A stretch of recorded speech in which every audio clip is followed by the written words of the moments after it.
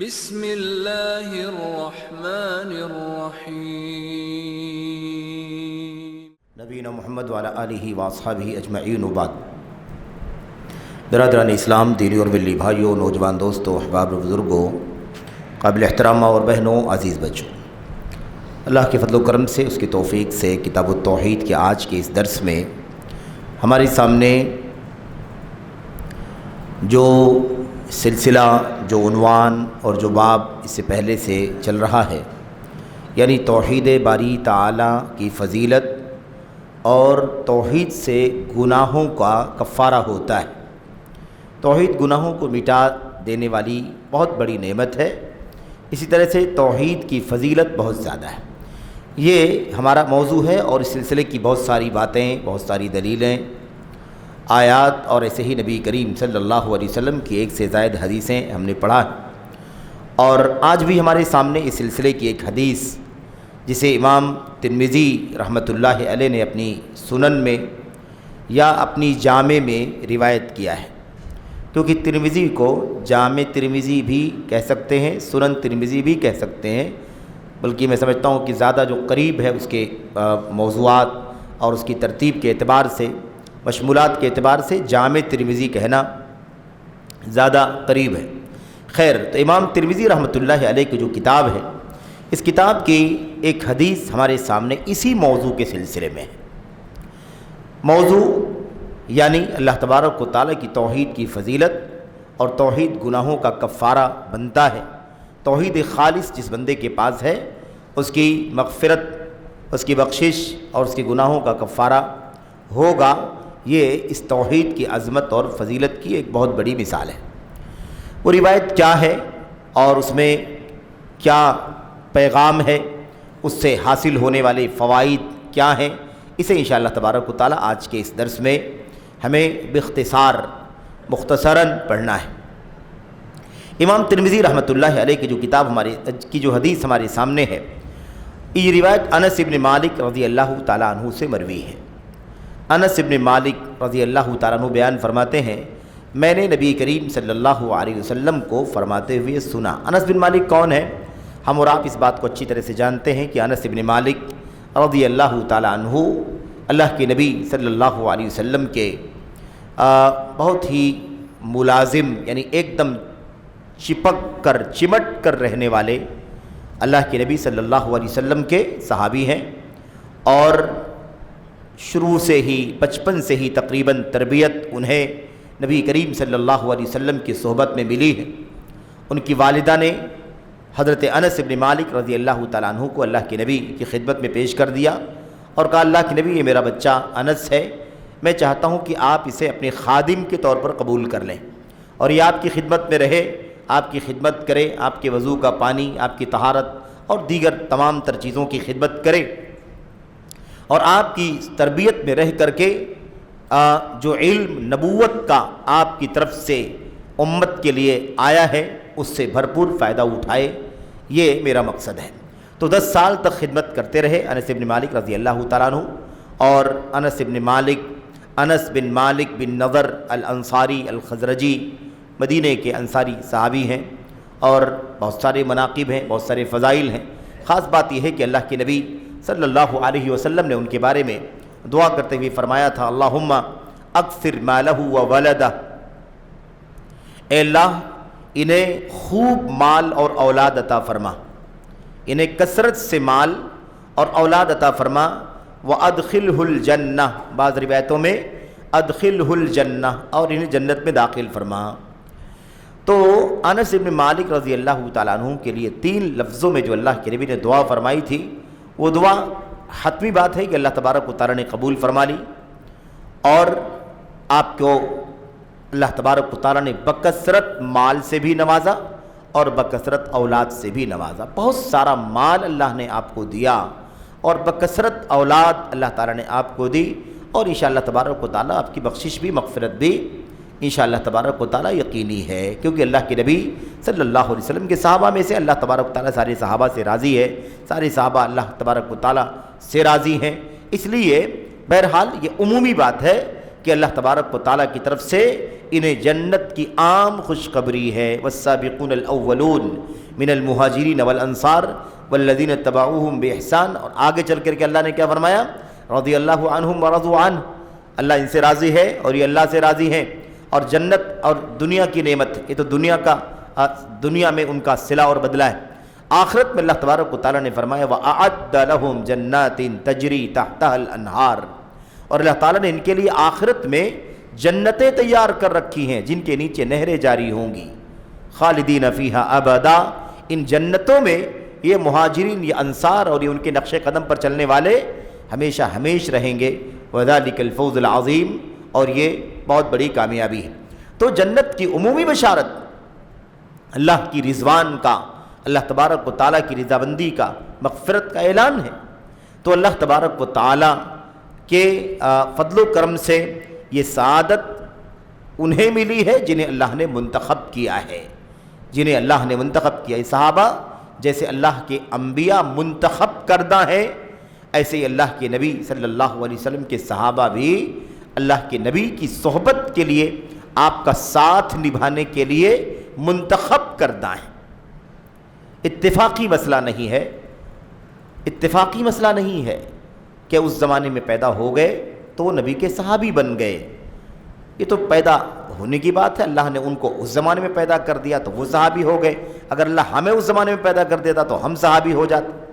ایسا مسئلہ ہے نہیں، یہ ہم تسلی کر لیں، اطمینان کر لیں، یہ اور بات ہے، لیکن ایسی بات ہے نہیں۔ یہ اللہ تبارک و تعالیٰ کا انتخاب ہے، جیسے ساری انسانیت میں، ساری کائنات میں اللہ تبارک و تعالیٰ نے اپنے آخری نبی محمد صلی اللہ علیہ وسلم کو منتخب فرمایا، اور آپ کو سب سے اچھے دل والا اللہ تبارک و تعالیٰ نے بنایا، پایا، اور آپ کو اپنی آخری رسالت کے لیے اللہ تعالیٰ نے منتخب فرما لیا۔ ایسے ہی آپ کے انتخاب کے بعد آپ کے صحابہ کا بھی انتخاب ہوا، اور آپ کے صحابہ کو اللہ تبارک و تعالیٰ نے منتخب کر کے آپ کے وزیر کے طور پر منتخب کر لیا، اور آپ کے دین کا دفاع کرنے کے لیے، آپ کی سنتوں کی نشر و اشاعت کرنے کے لیے، اور آپ صلی اللہ علیہ وسلم کی سیرت کو اپنی زندگیوں میں ڈھال کر آنے والی نسلوں کے لیے آئیڈیل بننے کے لیے منتخب فرما لیا۔ تو انس ابن مالک رضی اللہ تعالیٰ عنہ کے لیے یہ 3 الفاظ میں دعا اللہ کے نبی نے فرمائی تھی۔ خیر، انس ابن مالک رضی اللہ تعالیٰ عنہ کو اللہ نے خوب مال دیا، اب اس کی بہت ساری تفصیلات ہیں۔ اولاد کے بارے میں فرماتے ہیں کہ مجھے اللہ نے اتنی اولاد دی کہ میری بیٹی امینہ بیان کرتی ہے کہ 120 سے زیادہ اولاد میری زندگی میں دفن ہو چکی تھی۔ 120 سے زیادہ اولاد میری زندگی میں دفن ہو چکی تھی، یعنی اتنی ساری اولاد، اتنے سارے بچے، تو اللہ تبارک و تعالیٰ نے آپ کو نبی کی دعا کی برکتوں سے آپ کو کثرت سے مال بھی، اولاد بھی عطا فرمایا۔ انس ابن مالک رضی اللہ تعالیٰ عنہ کے بارے میں زیادہ تو اس وقت بات کرنے کا موقع نہیں ہے، کیونکہ ضمناً یہ بات ہوتی ہے مختصر زندگی کے بارے میں، کوئی سیرت صحابہ کا یہ عنوان تو نہیں ہے کہ ہم اور آپ تفصیل سے گفتگو کریں، لیکن انس ابن مالک رضی اللہ تعالیٰ عنہ بھی ان صحابہ میں سے ہیں جن صحابہ کے خلاف بعض لوگوں نے زبان درازی کی ہے۔ بعض لوگوں نے حضرت انس ابن مالک رضی اللہ تعالیٰ عنہ کی شان میں بھی گستاخیاں کی ہیں، ہرزہ سرائی کی ہے، زبان درازی کی ہے، اور چونکہ اللہ کے نبی علیہ الصلوۃ والسلام کی دعا کی برکتوں سے آپ کی اولاد بہت ہوئی، آپ کی عمر بھی لمبی ہوئی، آئے گی بات کہ سن 92 یا 93 ہجری میں وفات ہوئی ہے، اور 100 سے زیادہ سال آپ کی عمر ہو چکی تھی، تجاوز ال100، 100 سے زیادہ عمر ہو چکی تھی، یعنی 100 کچھ سال کے ہو کر کے سن 92 یا 93 ہجری میں انس ابن مالک رضی اللہ تعالیٰ عنہ وفات پائے ہیں۔ تو اب جب عمر دراز ہو جائے، بڑھاپا ہو جائے، تو اب ظاہر ہے کہ بڑھاپے کے جو عوارض ہوتے ہیں وہ تو عام طور پر بڑھاپے میں لوگوں کو لاحق ہی ہوتے ہیں، کوئی کم، کوئی زیادہ، کوئی بہت ہی زیادہ اللہ تبارک و تعالیٰ کی فضل و کرم سے اور خصوصی اللہ تعالیٰ کے انعام سے اگر گزر رہا ہو تو ہو سکتا ہے کہ بہت زیادہ فٹ ہو، ورنہ عام طور پر عمر کے ساتھ ساتھ بہرحال جو عوارض ہوتے ہیں وہ لاحق ہوتے ہیں۔ تو بہرحال بہت سارے صحابہ کرام میں سے انس ابن مالک، تابعین میں سے ایک لمبی فہرست، تبع تابعین میں سے بہت سارے لوگ، حضرات ائمہ محدثین میں سے ایک لمبی فہرست، ان کے بعد کے ائمہ دین، ائمہ عقیدہ، ائمہ فقہ کے اندر ایک لمبی فہرست تقریباً 235-36 لوگوں کے خلاف زبان درازی کرنے والا ایک عالم، جسے بہت بڑا مقام لوگ دیتے ہیں، بہت بڑا مقام دیتے ہیں اس حلقے کے لوگ جو اس فکر کے حامل ہیں اور اس کو اپنا بڑا، اپنا امام، اپنا پیشوا اور اپنے لیے آئیڈیل سمجھتے ہیں۔ بہرحال اس شخص کا تذکرہ مجھے تفصیل سے نہیں کرنا ہے، صرف اشارہ آپ کے سامنے کر دینا ہے۔ زاہد کوثری نام کا ایک آدمی ہے، زاہد کوثری حلمی، غالباً یہ عراق ترکیہ کے علاقے کا یہ شخص ہے، عراق کا یا ترکیہ کا۔ تو یہ زاہد کوثری حنفی، جہمی اور ایسے ہی جرکس کوئی علاقہ تھا، وہاں کا یہ رہنے والا تھا۔ اس شخص نے، ہم نے کہا 236 صحابی، تابعی، تبع تابعی، ائمہ کرام، محدثین، فقہا، علماء، اس پوری فہرست میں تقریباً 236 لوگوں کے خلاف بدزبانی کی، جن میں سر فہرست صحابہ کرام میں سے حضرت انس ابن مالک رضی اللہ تعالیٰ عنہ کا بھی نام ہے۔ ان کے بارے میں بدزبانی کی اور کہا انہ صاحب خرافہ، یعنی یہ آدمی، یعنی انس ابن مالک رضی اللہ تعالیٰ عنہ بڑھاپے کے اس وقت، اس عمر میں کو پہنچ گئے تھے کہ نہ جانے کیا کیا بکتے تھے، نہ جانے کیا کیا اپنی زبان سے بکتے تھے۔ انہوں نے حدیثوں میں بھی نہ جانے کیا کیا بکا، استغفر اللہ، اس طرح کے الفاظ اپنی کتاب میں عربی زبان میں اس شخص نے استعمال کیا ہے۔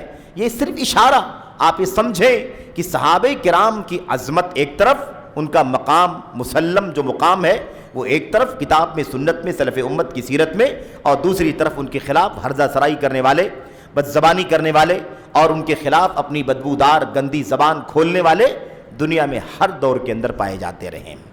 اور اس میں صرف وہ لوگ نہیں ہیں کہ جو سماج کے تیسرے درجے کے لوگ ہوتے ہیں، گئے گزرے لوگ، حقیر، جن کی کوئی حیثیت نہیں، جن کی کوئی اپنی پہچان نہیں، ایسے لوگ بھی ہو سکتے ہیں، لیکن اس فہرست میں ایسے بھی لوگ ہیں جنہیں دنیا کے کچھ لوگ یا کچھ حلقے کے لوگ اپنے لیے بڑا، اپنے لیے امام، اپنے لیے پیشوا، بہت بڑا باحث، بہت بڑا مصنف اور بڑا محقق سمجھتے ہیں۔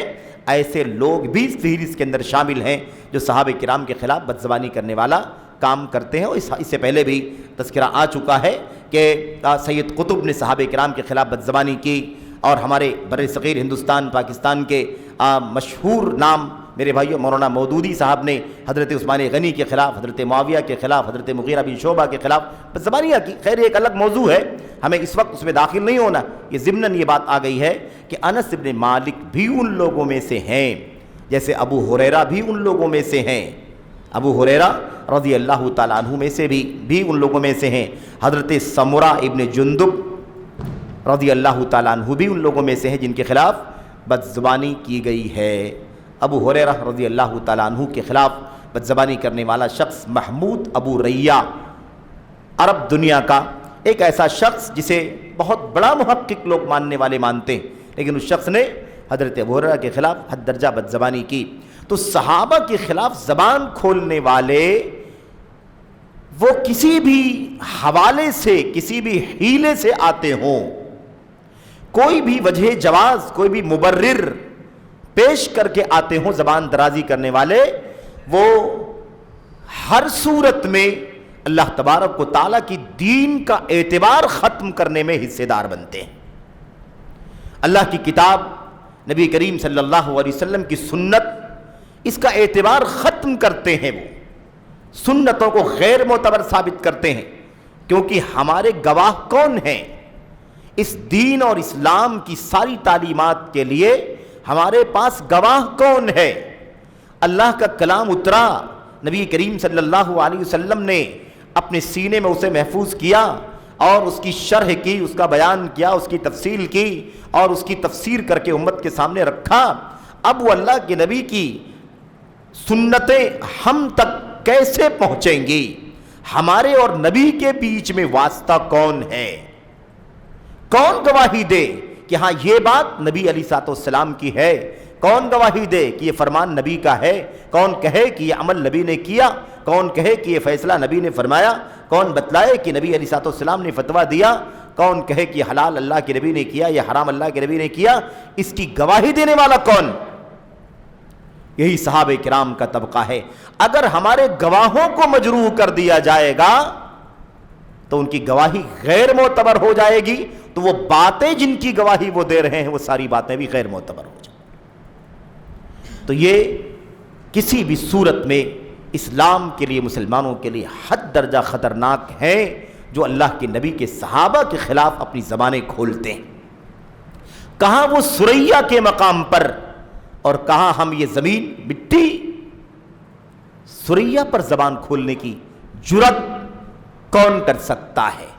جو اللہ کی کتاب کو، نبی کی سنت کو اور کتاب و سنت کے نصوص میں امت کے اس صحابہ کرام کے طبقے کی عظمتوں کو نہ سمجھتا ہو، وہی یہ جرت کر سکتا ہے کہ اپنی زبان اللہ کے نبی کے صحابہ کرام کے بارے میں کھولے، جن کے بارے میں رب ذوالجلال مغفرت کا اعلان کرتا ہے، جنت تیار کی گئی ہے ان کے لیے، اس کا اعلان کرتا ہے، بڑی کامیابی کا اعلان کرتا ہے، اللہ اپنی رضامندی کا اعلان کرتا ہے۔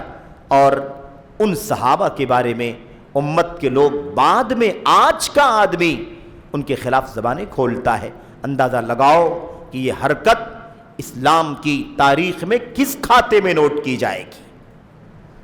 تاریخ کبھی بھی کسی کو معاف نہیں کرتی ہے، کبھی کسی کو تاریخ معاف نہیں کرتی۔ تاریخ سب کو یاد رکھتی ہے، اور اس کا وقت آتا ہے تو اسے بے نقاب کرتی ہے۔ یہ تاریخ کے خصوصی امتیازات میں سے ایک امتیاز ہے۔ بہرحال میں عرض کر رہا تھا، ہمیں جو اصل بات کرنی ہے اس موضوع سے ہم دور نہ چلے جائیں۔ ہمیں اس حدیث کے اندر جو انس بن مالک بیان کرتے ہیں، جو ٹکڑا حدیث کا کتاب التوحید میں ابھی موجود ہے ہمارے سامنے، وہ ایک حدیث کا 1/3 حصہ ہے۔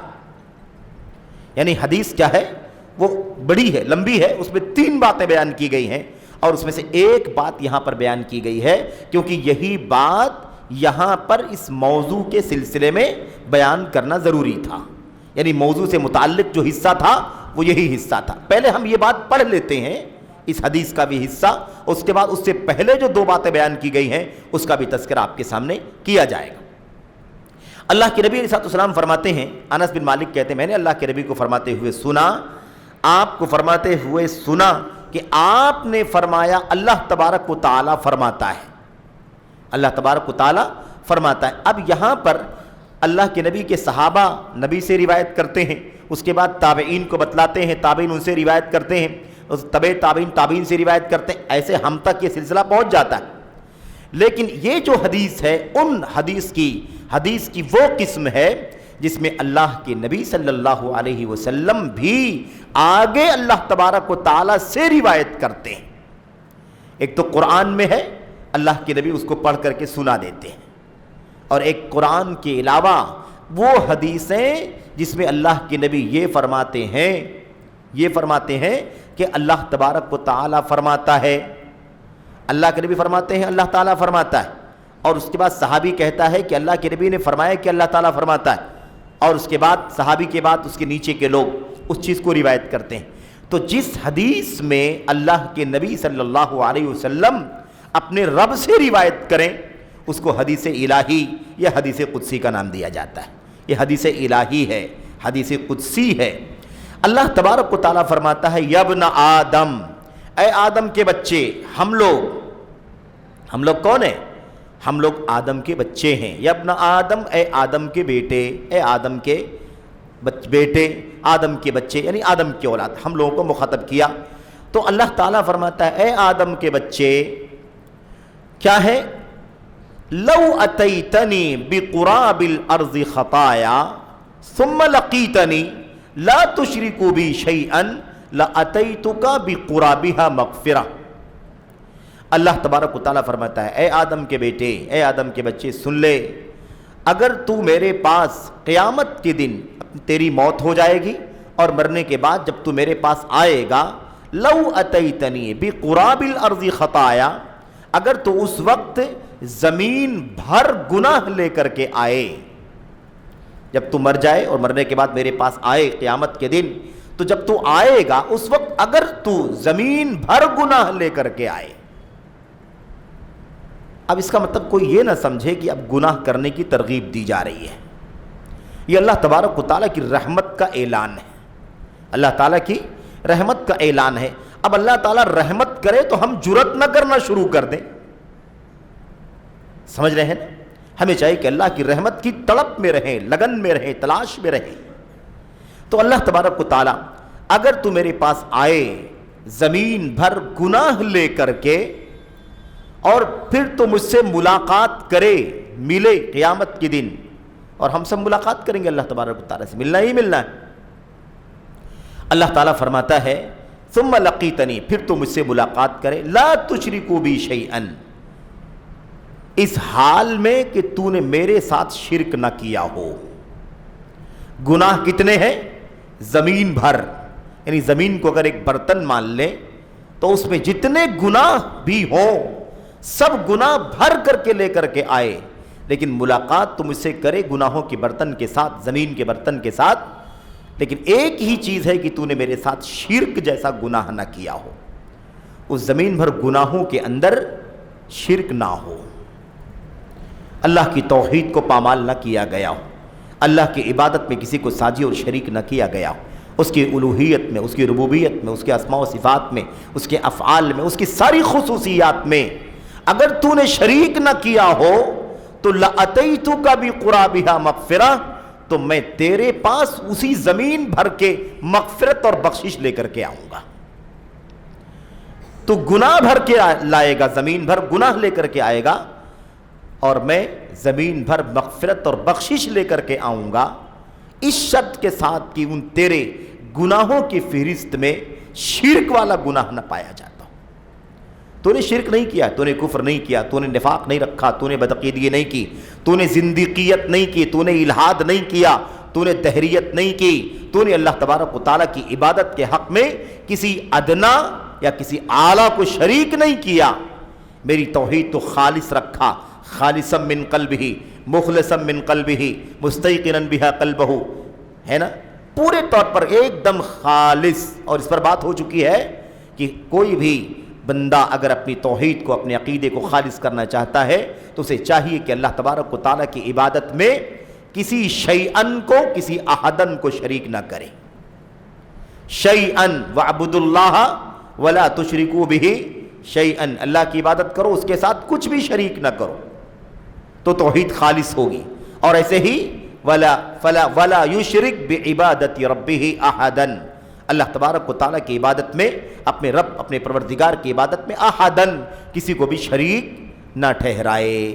یہ دو چیزیں، احدن کوئی بھی شریک نہ ہو، شیئن کچھ بھی شریک نہ ہو. اگر ہم نے اللہ کی عبادت کو خالص رکھا، ایک ذرہ بھی شرک کی ملاوٹ نہیں ہے، تو اللہ تبارک و تعالیٰ کا وعدہ ہے کہ تیرے گناہ زمین کے برتن بھر گناہ لے کر کے آئے گا تو میں پوری زمین کے برتن بھر مغفرت اور بخشش لے کر کے آؤں گا. اب آپ سوچئے کہ اللہ کی توحید کا مقام کتنا اونچا ہے. اللہ کی توحید کی فضیلت دیکھ رہے ہیں آپ، اتنی بڑی فضیلت ہے، لیکن شرط یہ ہے کہ ہمارا سر کسی غیر اللہ کے سامنے نہ ٹکا ہو، ہمارا سر کسی غیر اللہ کے سامنے نہ جھکا ہو، ہم نے عبادت کا کوئی ادنا سا کام بھی کسی غیر اللہ کے لیے نہ کیا ہو. اچھا، یہ بات اللہ کے نبی علیہ السلام کی حدیث میں ہے، ترمذی کی روایت ہے، صحیح روایت ہے. ہم نے کہا کہ یہ 1/3 حصہ ہے، اس سے پہلے 2/3 حصہ اور ہے، وہ میں خلاصہ آپ کے سامنے پیش کر دیتا ہوں. اچھا، روایت تو ترمذی کی ہے اور اس میں 3 باتیں بیان کی گئی ہیں، 2 باتیں میں ابھی بتاؤں گا. یہ جو تیسری بات جو آپ کے سامنے یہاں بیان کی گئی ہے، یہ تیسری والی بات اتنی تھوڑے سے الفاظ کے فرق کے ساتھ امام مسلم رحمۃ اللہ علیہ نے اپنی صحیح مسلم میں بھی روایت کیا. یعنی ترمذی کے لفظ سے، ترمذی کے نام سے ذہن میں ہلکا پن نہیں آنا چاہیے کہ بخاری کی روایت نہیں، مسلم کی روایت نہیں. ہم قائل ہیں سند اور متن میں کوئی خلل نہیں ہے، روایت قابل اعتبار ہے، چاہے اس کا تعلق وضو سے ہو، چاہے اس کا تعلق اخلاق سے ہو، چاہے اس کا تعلق عبادت سے ہو، چاہے اس کا تعلق توحید اور شرک سے ہو. ہمارے یہاں یہ فلسفہ نہیں ہے کہ کہ آحاد خبر آحاد ہے تو عقیدے میں اس کا اعتبار نہیں ہوگا، نہیں، خبر واحد بھی ایک شخص بھی روایت کرتا ہو اور سند صحیح ہو، متن میں کوئی عیب نہ ہو، تو ایسی صورت میں وہ حدیث کیا ہوگی؟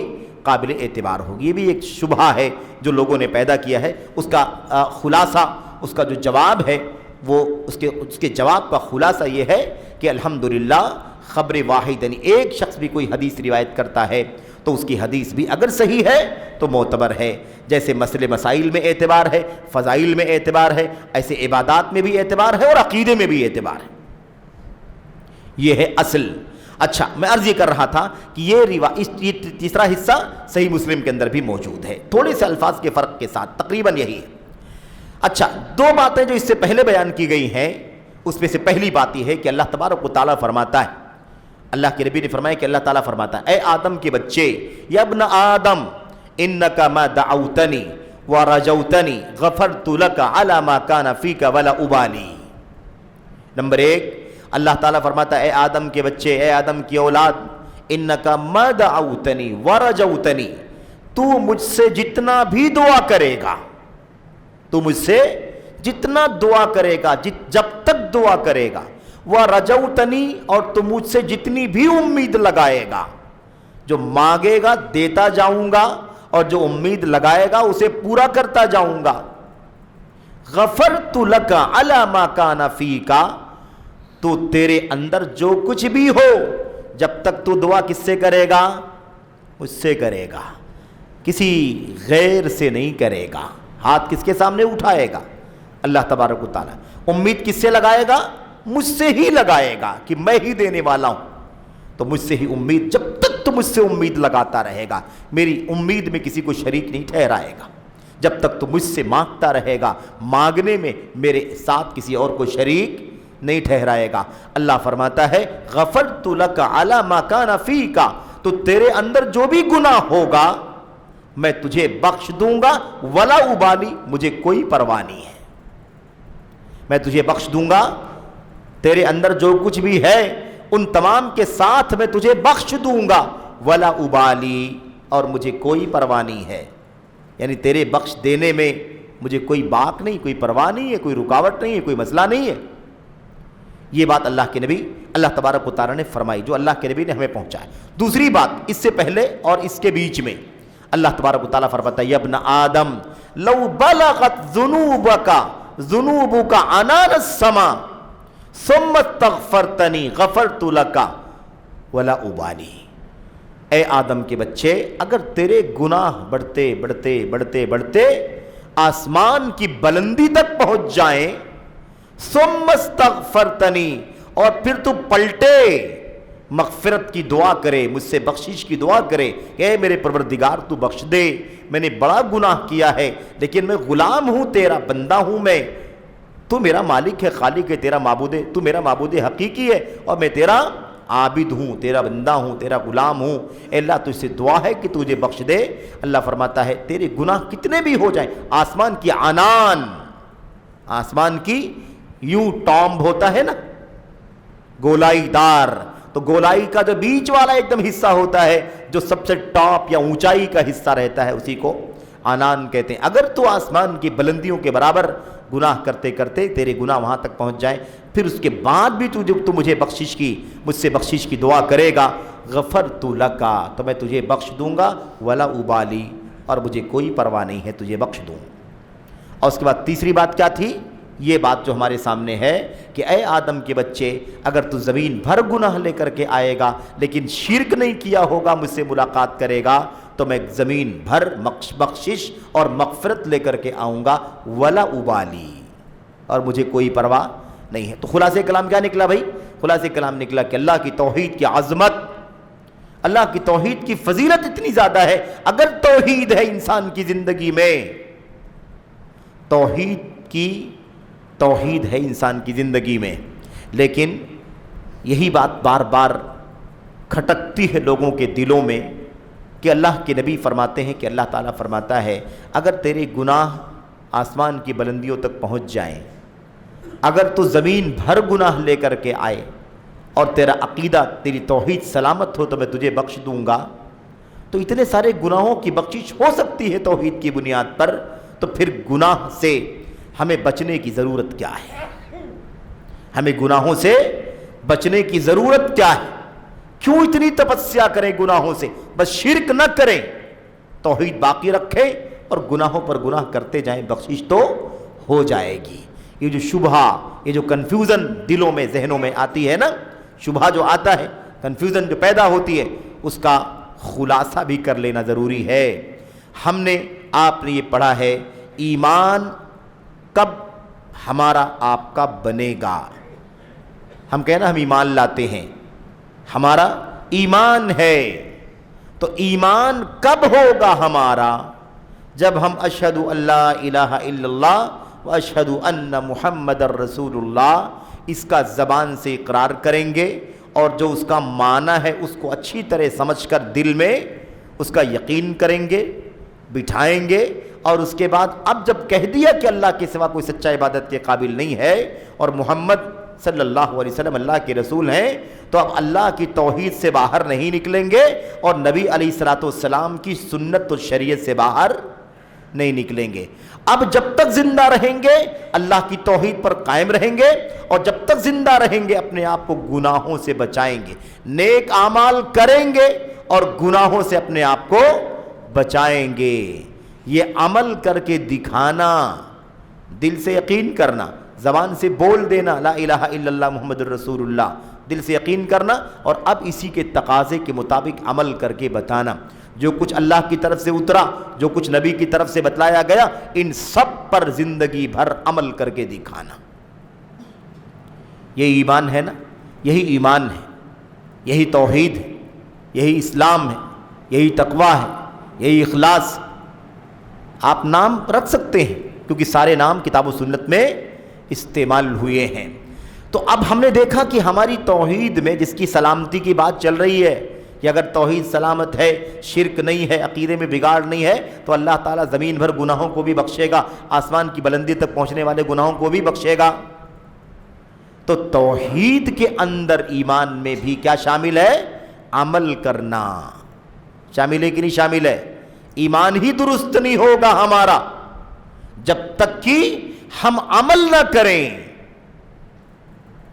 اللہ تبارک و تعالیٰ کی دین و شریعت کے مطابق عمل نہ کریں۔ جو کچھ کرنے کے لیے کہا گیا ہے اسے کریں نہیں، اور جو کچھ کرنے سے منع کیا گیا ہے اسے باز نہ آ جائیں، تب تک ہمارا ایمان ہی درست نہیں ہوگا۔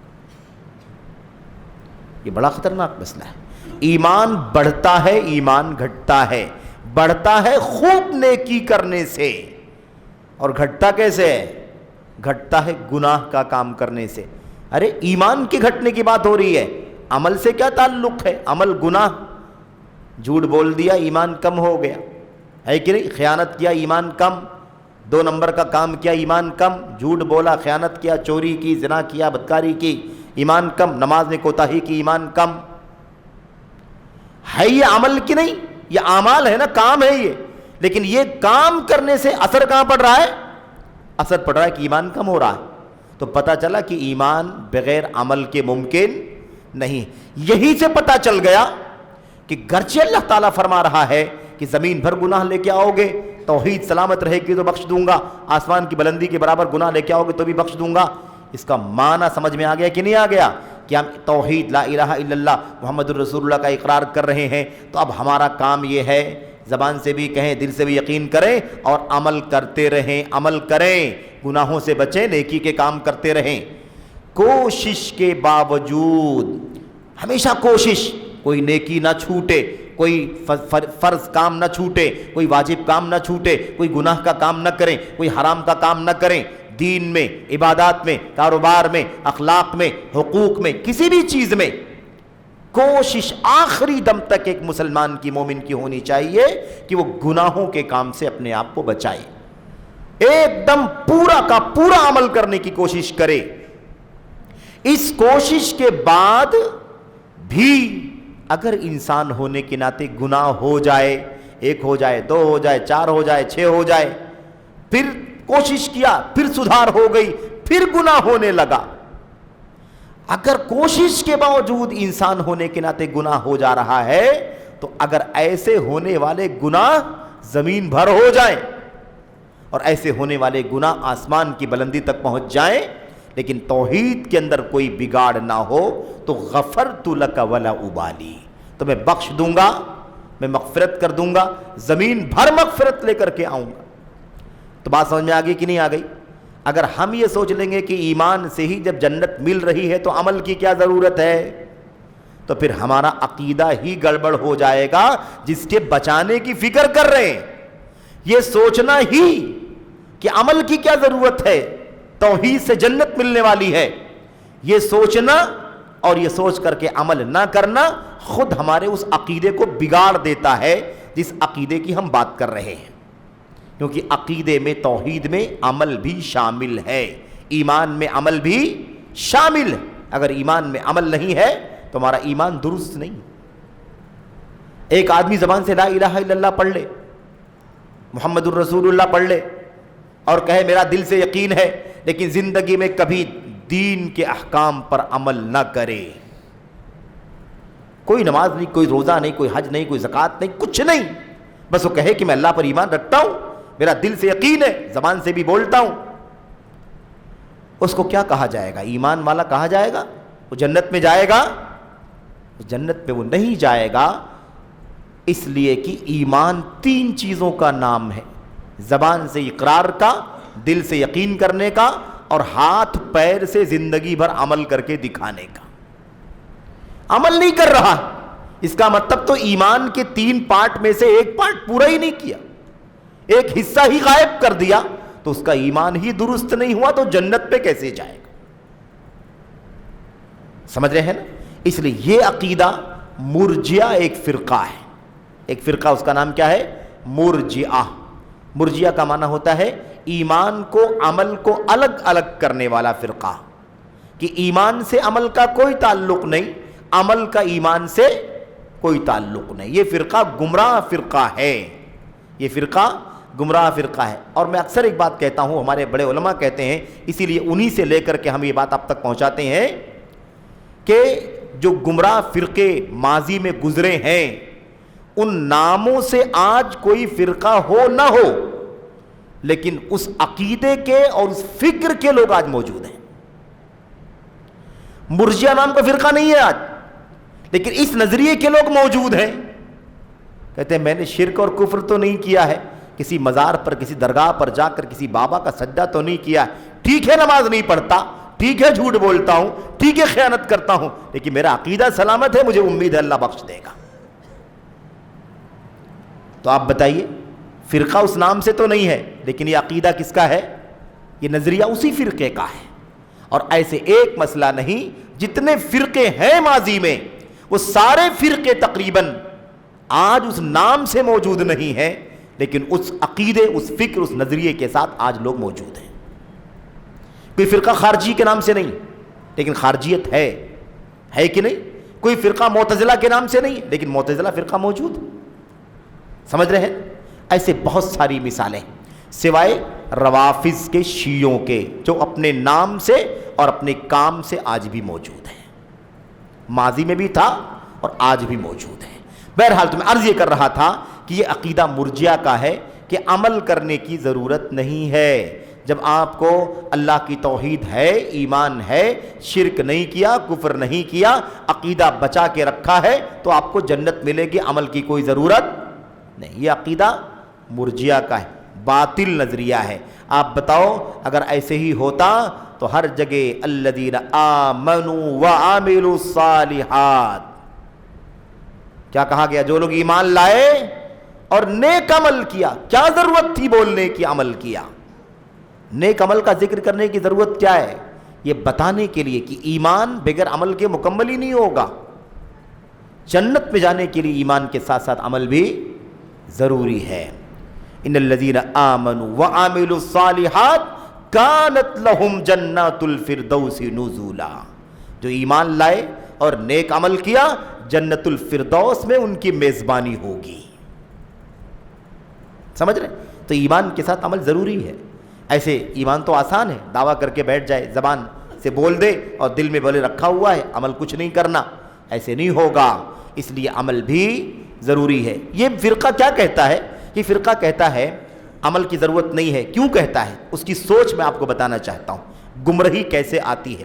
وہ یہ کہتا ہے کہ یہ قرآن کہتا ہے، نبی کی سنت کہتی ہے کہ ایک شخص کا اگر عقیدہ بگڑ گیا ہو، وہ کافر ہو، وہ مشرک ہو، مثال کے طور پر ہے نا، کافر ہے، مشرک ہے، تو وہ کتنی بھی نیکی کرے، کیا اس نیکی کو اللہ قبول کرے گا؟ نہیں کرے گا نا۔ ایک مشرک کی نیکی اللہ قبول نہیں کرے، کافر کی نیکی اللہ تعالیٰ قبول نہیں کرے گا۔ تو یہ کہتے ہیں کہ جب مشرک اور کافر کی نیکی اللہ کے ہاں قبول نہیں ہوتی ہے، یعنی ایک آدمی شرک و کفر کر رہا ہو، عقیدہ بگڑا ہوا ہو، تو کتنی بھی نیکی کرے اس نیکی کا اسے کوئی فائدہ نہیں ملے گا۔ کیوں نہیں ملے گا؟ اس لیے کہ اس کا عقیدہ غلط، اس کا عقیدہ خراب ہے۔ تو جب عقیدہ خراب ہے تو عمل کا کوئی فائدہ نہیں ملے گا، تو جب عقیدہ صحیح ہو تو عمل نہ ہونے سے کوئی نقصان نہیں ہوگا۔ بات سمجھ گئے کہ نہیں سمجھ گئے؟ ایمان نہ ہو، عقیدہ صحیح نہ ہو اور عمل آدمی کرے، ثواب ملے گا؟ نہیں ملے گا۔ تو یہ کہتے ہیں جب عقیدہ بگڑ جائے تو عمل کرنے کا کوئی فائدہ نہیں ہوگا۔ تو اس کو پلٹ کر کے وہ کہتے ہیں اس لیے اگر عقیدہ صحیح ہو، ایمان ہو، توحید ہو، تو گناہ کرنے سے کوئی نقصان نہیں ہوگا، عمل نہ کرنے سے کوئی نقصان نہیں ہوگا۔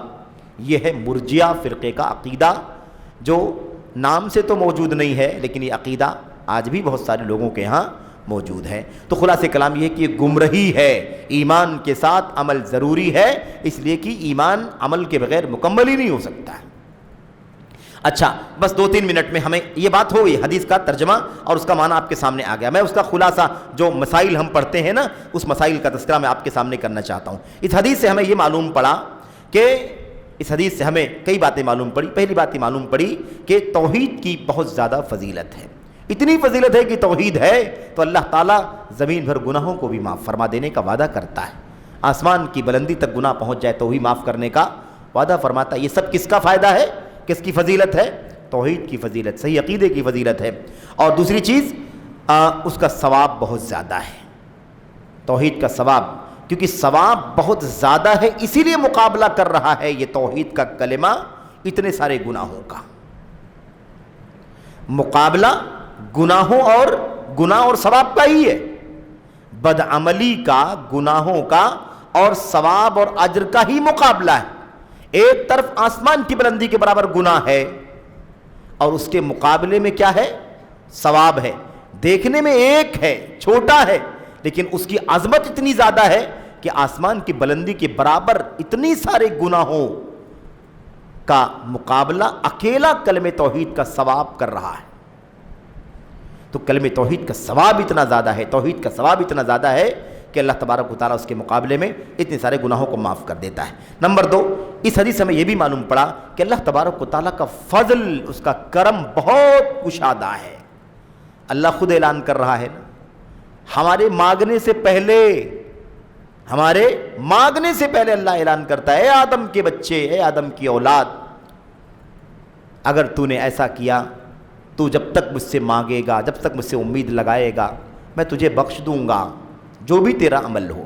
اے آدم کے بچے، تیرے گناہ اگر آسمان کی بلندی تک پہنچ جائیں اور تو مجھ سے بخشش کی دعا کرے گا تو میں تجھے بخش دوں گا، مجھے کوئی پرواہ نہیں ہے۔ اے آدم کے بچے، اگر تو زمین بھر گناہ لے کر کے آئے، بس شرک نہ کیا ہو، تیرا عقیدہ، تیری توحید سلامت ہو، تو میں زمین بھر مغفرت لے کر کے آؤں گا۔ یہ اللہ کا فضل کتنا کشادہ ہے، اللہ اعلان کر رہا ہے، اے آدمیوں سنو، اے آدمیوں سنو، میں تمہارا رب ہوں، میرا فضل اتنا کشادہ ہے، میری رحمت اتنی کشادہ ہے، میرا کرم، میری نوازش اس قدر کشادہ ہے کہ میں اعلان کر رہا ہوں تمہارے لیے۔ تو یہ بات معلوم پڑی ہمیں اس حدیث سے۔ نمبر 3، یعنی اللہ تعالیٰ کا فضل، اس کی سخاوت، اس کی فیاضی، اس کی رحمت، اس کی معافی، اس کی مغفرت بہت کشادہ ہے، کوئی حساب نہیں اللہ کی مغفرت کتنی زیادہ ہے۔ اب یہ اللہ تعالیٰ ابن آدم سے کہہ رہا ہے، مجھ سے کہہ رہا ہے، آپ سارے لوگوں سے کہہ رہا ہے۔ کتنے آدمی ہیں؟ ان کی تعداد کا علم بھی اللہ کے سوا کسی کے پاس نہیں ہے۔ سب سے کہہ رہا ہے اور یہ کہہ رہا ہے کہ تیرے گناہ آسمان کی بلندی کو پہنچ جائے، اور سب سے کہہ رہا ہے کہ تیرے گناہ زمین بھر اگر ہوں۔ اتنے سارے آدمی، اتنے سارے گناہوں کی کتنی مقدار، کتنی کوئی کاؤنٹنگ ہے، کوئی حساب لگا سکتا ہے؟ لیکن اللہ کے فضل و کرم کے دیکھو اللہ فرماتا ہے کہ میں سب کو بخش دوں گا. تو اللہ کی بخشش کو سن کر کے اپنی بدعملی پر جرأت اور ڈھٹائی نہیں ہونی چاہیے. اللہ کا فضل ہے، اس کا کرم ہے، اس کی نوازش، لیکن اس کا مطلب یہ نہیں کہ اب ہم جری ہو جائیں. تو اللہ کی رحمتوں کو سن کر کے جری نہیں ہو جانا، بے فکر نہیں ہو جانا، بے خوف نہیں ہو جانا، اور اللہ تعالیٰ کا عذاب سن کر کے مایوس نہیں ہو جانا ہے. اللہ سے امید بھی لگانا ہے اور اللہ کا خوف اور اللہ سے ڈرنا بھی. ایمان انہی دونوں کے بیچ میں کا جناح الطائر، کا جناحی الطائر، پرندے کے دونوں پروں کے مثل ہے. اللہ پر اللہ سے امید لگانا اور اللہ تعالیٰ سے ڈرنا، خوف اور امید دونوں ہونی چاہیے. اس کے بیچ میں تیسری چیز کیا ہے میرے بھائیوں؟ خوارج پر رد. خوارج کی تردید ہو رہی. خوارج کا کیا عقیدہ ہے؟ خوارج کا عقیدہ ہے بندہ گناہ کبیرہ کرے گا کافر ہو جائے. ایک آدمی نے زناکاری کر لی، بدکاری کر لی، چوری کر لی، خیانت کر لی، گناہ کبیرہ ہے کہ نہیں ہے؟ سب گناہ کبیرہ. گناہ کبیرہ کر لیا تو ایک آدمی نے غیبت کر لی، غیبت گناہ کبیرہ. وہ کہتے ہیں اب ہمیشہ ہمیش کے لیے وہ جہنم میں جائے گا، اس کی کبھی بخشش نہیں ہوگی، وہ کافر ہو گیا. دنیا میں حکم یہ ہے کہ کافر ہو گیا، اور آخرت میں کہاں جائے گا؟ وہ ہمیشہ ہمیش کے لیے جہنمی ہو جائے. اس حدیث سے خوارج کے عقیدے کی تردید ہوتی ہے، کیونکہ اللہ کے نبی نے کیا فرمایا؟ اللہ تعالیٰ فرماتا ہے تیرے گناہ اتنے ہو جائیں تو بھی میں کیا کروں گا؟ بخش دوں گا. بس ایک کام نہیں کر کے آنا، شرک نہیں کر کے آنا. تو شرک سے نیچے سارے گناہ آگے کہ نہیں آ گئے جن کو بخش دے گا اللہ تعالیٰ؟ شرک کے بعد چوری بھی ہے، خیانت بھی ہے، غیبت بھی ہے، چغل خوری سب ہے کہ نہیں اس کے اندر؟ تو جن کو اللہ بخشے گا اس کے اندر گناہ کبیرہ بھی ہے. اس لیے خوارج کا عقیدہ باطل ہے کہ نہیں باطل؟ خوارج کہتے ہیں گناہ کبیرہ کرنے والا کافر ہے. آج جو تکفیر چل رہی ہے نا، حسن بنا اور قطب اور فلاں، یہ سارے پورے معاشرے کو کافر کہہ رہے ہیں. کہتے ہیں یہ جو معاشرہ ہے، یہ مسجد قائم ہے، یہ مسلمان بیٹھے ہیں، 5 ٹائم کی نماز ہو رہی ہے، اذان کے مسجد کے میناروں سے اذان کی آوازیں بلند ہو رہی ہیں. کہتے ہیں اس کو دیکھ کے دھوکہ مت کھاؤ، یہ سب ایمان سے کھوکھلے ہیں. یہ پورا معاشرہ جاہلی معاشرہ ہے. اور وجہ کیا ہے؟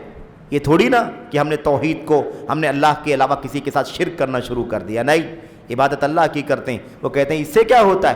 تم حکومت تو نہیں قائم کر پائے نا، حکومت نہیں قائم کیے. حکومت قائم کرو گے تب تم صحیح معنوں میں مومن بنو گے.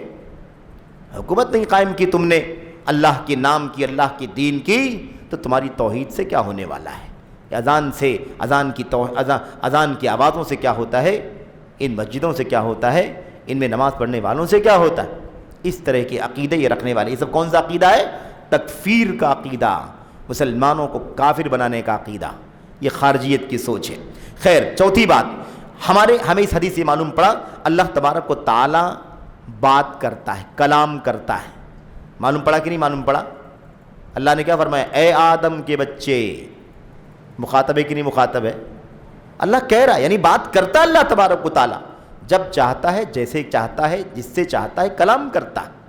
تو اللہ تبارک و تعالی نے کیا فرمایا؟ قال اللہ، اللہ فرماتا ہے اے آدم کے بیٹے. اس کا مطلب اللہ تبارک و تعالی بولتا ہے، اور کلام کرنا، بولنا اللہ تبارک و تعالی کی صفت ہے، اور اسے ہم ثابت کریں گے. یہ جو جن فرقوں کی بات چل رہی ہے، یہ فرقے اللہ تعالیٰ کے صفات میں سے اللہ کی صفت کلام کا بھی وہ انکار کرتے ہیں. کہتے ہیں اللہ تعالیٰ کو کیسے کہہ لیں کہ اللہ بات کرتا ہے؟ اگر اللہ کے بارے میں مان لیں کہ اللہ بات کرتا ہے تو ہم بھی تو بات کرتے ہیں، تو اللہ ہمارے مشابہ ہو جائے گا. مشابہ نہیں کرنا، اس لیے اللہ تعالیٰ سے اللہ کی صفت ہی چھین لیا، اللہ کی صفت کلام کا انکار کر دیا. یہ تو ایک مثال ہے. ساری صفات کا انکار کر دیا لوگوں نے.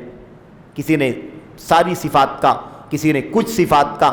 الگ الگ لوگوں نے الگ الگ انداز سے اللہ کی صفات میں انکار کا کام کیا ہے. لا الہ الا، پانچویں بات کیا معلوم پڑی؟ لا الہ الا اللہ کا اصل میں معنی کیا ہے؟ لا الہ الا اللہ کا اصل معنی کیا ہے؟ زبان سے بولنا بس لا الہ الا اللہ. زبان اللہ تبارک و تعالیٰ کے کلمے لا الہ الا اللہ کا معنی ہے اللہ تعالیٰ کی ذات، صفات، عبادات، افعال میں کسی بھی طرح کا شرک نہیں ہونا چاہیے، کیونکہ اللہ تعالیٰ نے کیا فرمایا؟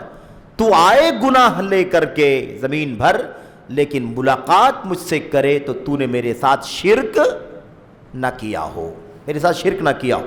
اس کا مطلب اللہ کی توحید کیسے ہونی چاہیے؟ اللہ کی توحید کا معنی کیا ہے؟ شرک نہیں ہونا چاہیے۔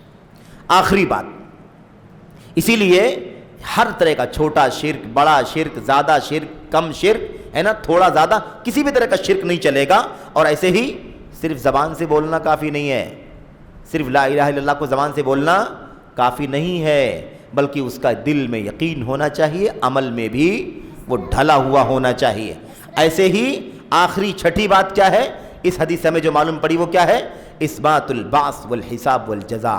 اس حدیث سے یہ معلوم پڑا کہ قیامت کے دن حساب ہوگا ہمارا، ہم سب مر جائیں گے، مرنے کے بعد دوبارہ زندہ کیے جائیں گے، اللہ کے سامنے پیش کیے جائیں گے، اللہ ہم سے حساب لے گا، اور اللہ تعالیٰ ہمیں اپنے ایمان، عمل، عقیدے کے مطابق بدلہ دے گا۔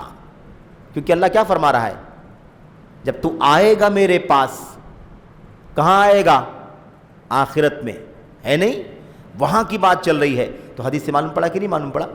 حدیث سے معلوم پڑا کہ ایک دن خاص ہے جس دن اللہ کا سامنا کرنا ہوگا، ملاقات ہوگی، اللہ تبارک و تعالی ہمارے اچھے برے سارے اعمال کا حساب لے گا، اور اس کے بعد ہمیں اپنے اچھے برے عمل، ایمان، عقیدے کے اعتبار سے اچھا برا بدلہ دے گا، جنت یا جہنم۔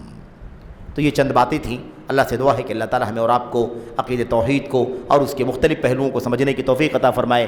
گفتگو لمبی ہو گئی، اس کے لیے معذرت چاہتا ہوں میں۔ اللہ سے دعا ہے کہ اللہ تبارک و تعالی ہم سبوں کو اللہ کی توحید کو بہت باریکی کے ساتھ سمجھنے کی توفیق عطا فرمائے، اس کے تمام گوشوں کو، اس کی تمام باریکیوں کو اللہ تعالی ہمیں ازبر کرنے کی توفیق بخشے، آمین یا رب العالمین۔ وصلی اللہ وسلم وبارک علی نبینا محمد وعلی آلہ وصحبہ اجمعین۔ والسلام علیکم ورحمۃ اللہ وبرکاتہ۔